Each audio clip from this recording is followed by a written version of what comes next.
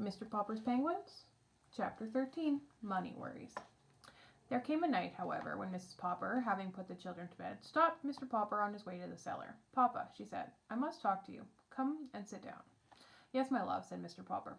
"What is on your mind?" "Papa," said Mrs. Popper, "I'm glad to see you're having such a nice vacation, and I must say that it's been easier than usual to keep the place tidy, with you in the basement all the time. But, Papa, what are we going to do for money?" "What is the trouble?" asked Mr. Popper. "Well, of course, the penguins have to eat. But have you any idea what bills for all those live fish are?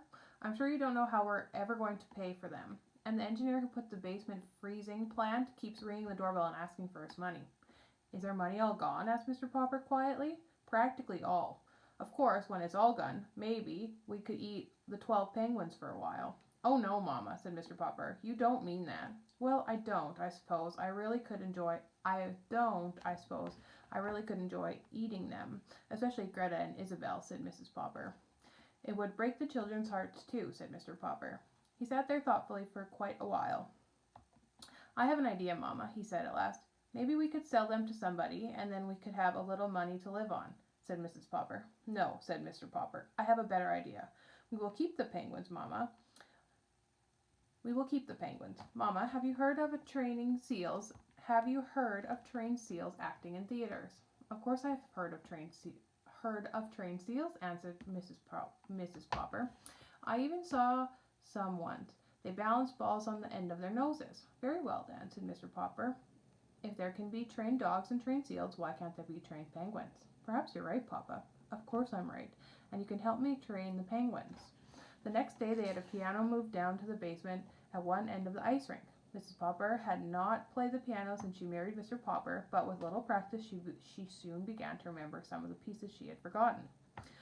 "What these penguins like to do the most," said Mr. Popper, "is to drill like an army, to watch Nelson and Columbus get into a fight with each other, and then climb up the steps and toboggan down.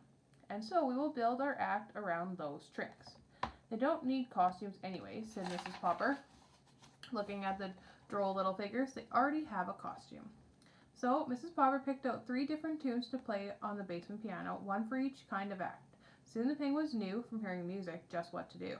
When they were supposed to parade like a lot of soldiers, Mrs. Popper played Schubert's Military March.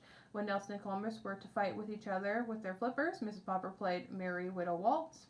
When the penguins were supposed to climb and toboggan, Johnny and Bill would drag out into the middle of the ice 2 portable stepladders and a board that Mr. Popper had used when he was decorating houses. Then Mrs. Popper would play a pretty descriptive piece called "By the Brook." It was cold in the cellar, of course, so that Mrs. Popper had to learn to play the piano with her gloves on. By the end of January, Mr. Popper was sure the penguins were ready to appear in any theater in the country. The end.